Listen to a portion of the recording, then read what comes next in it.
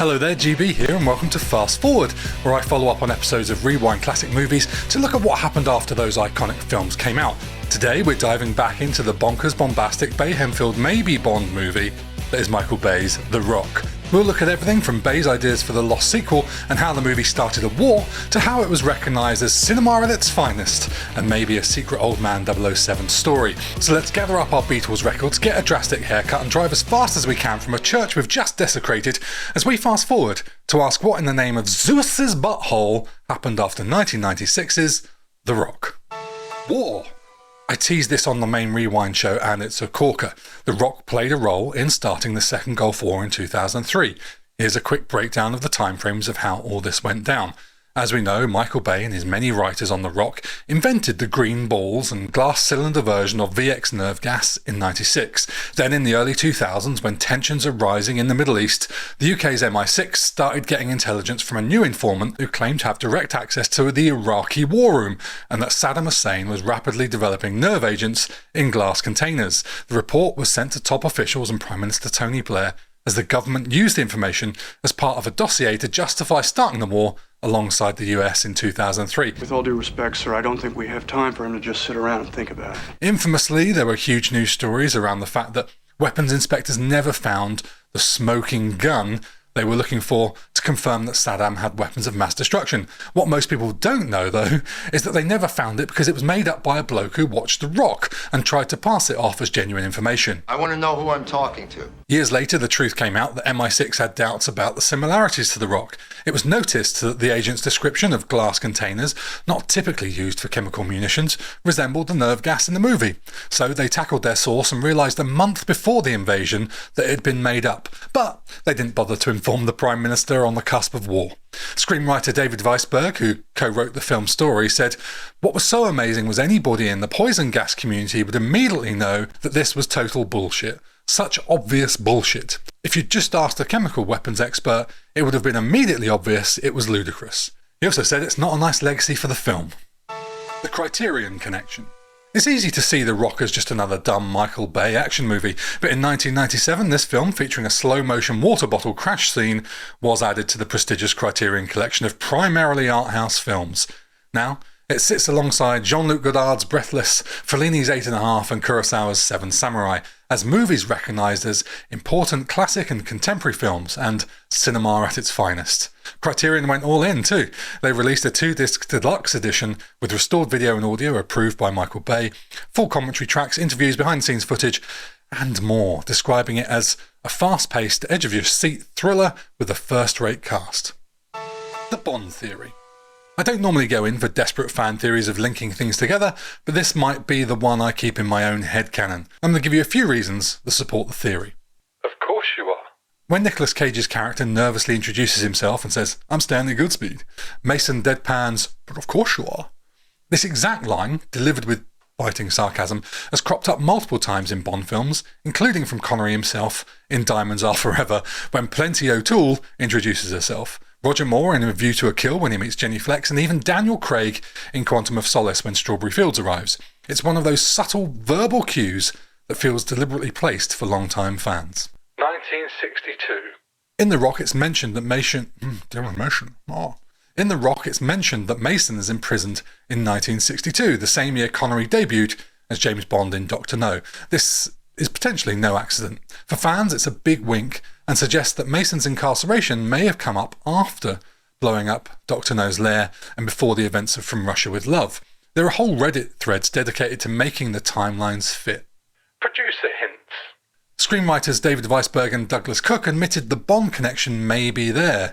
In an interview with HuffPost in 2015, Weisberg said, "It sure seems like that could be true. Sean Connery brings a lot of history with him, and I guess The Rock could be seen as a continuation of the Bond movies." Adding even more weight to the theory, Connery had input into the script and brought in writers Dick Clement and Ian LaFrennay, who had previously polished Never Say Never Again, Connery's 1983 Bond comeback. Their involvement gave The Rock even more 007 DNA. Bond in every way. Connery is the quintessential Bond, to a lot of people.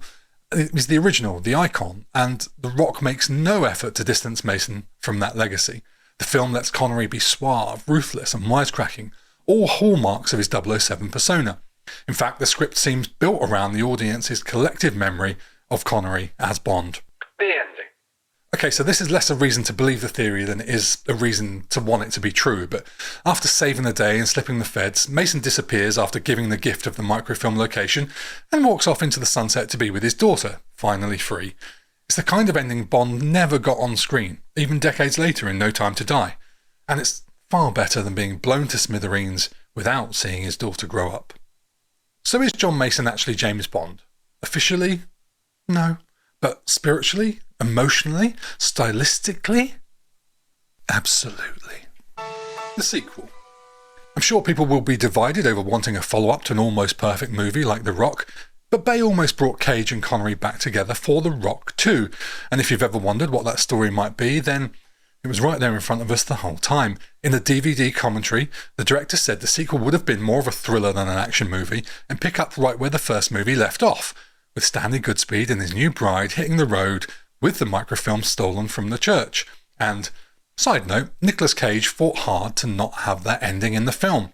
He said, "I was not a fan of the last scene in the movie when we shot it. I really didn't want that scene in the movie, but it is a coda and it is a tag to the whole thing. It smacks of sequel in some way. But then I saw the movie and I could see how much fun the audience got from this scene. It didn't offend me. It worked somehow. That's the great magic of Jerry Bruckheimer. He knows what he's doing and what he wants." So the sequel would see Stanley on the run. Bay said, "The sequel that I have in my mind for this movie is basically after Nick Cage is married to Carla, they drive off. Nick Cage has this microfilm of all this bad government confidential information, like who killed JFK. Just going to interrupt here and say, Michael Bay constantly refers to him as Nicolas Cage, as if Nicolas Cage is just playing Nicolas Cage, which makes sense because that's pretty much how he plays him. Anyway, I continue. The government comes after Nick Cage with a vengeance. We're talking Out to Kill. It turns into more of a thriller. Nick Cage has nowhere to turn because he's been stabbed in the back by the government and they're after him. Maybe he takes Carla, I'm not sure. Maybe they separate. I'd really like to separate Nick and Carla and have Nick try to employ the help of Sean Connery, basically taking The Rock exactly where it left off. I don't know at this point who's an actor and who's a character. Unfortunately, despite all of its sequel setup, it was never greenlit. The studio was rumoured to be hesitant about the direction. Bay moved on to new chaos like Armageddon, and Connery eventually retired from acting. Trump. And finally, I always try to end with a bit of a weird one, and sometimes the truth is weirder than fiction. And for the weirdest stories, we can always rely on Donald Trump. Donald Trump says he's directing his government to reopen and expand Alcatraz to serve as a symbol of law, order and justice. Alcatraz closed over 60 years ago because it was too expensive to continue operating, according to the Federal Bureau of Prison website. It was nearly 3 times more costly to operate than any other federal prison, largely due to its island location. There's a certain irony to a felon who lives in a penthouse decked out in gold leaf wanting to reopen the world's most expensive and unnecessary prison. Anyway, join me and AJ next week for the main Rewind show, as we'll be going to 1975 to break our 80s and 90s rule to talk about a film where the bald host of a classic British game show has very long dirty hair while he pretends to be an earthling singing songs while his master plays at being Frankenstein. I cannot wait. Sorry about the mess. See you next time.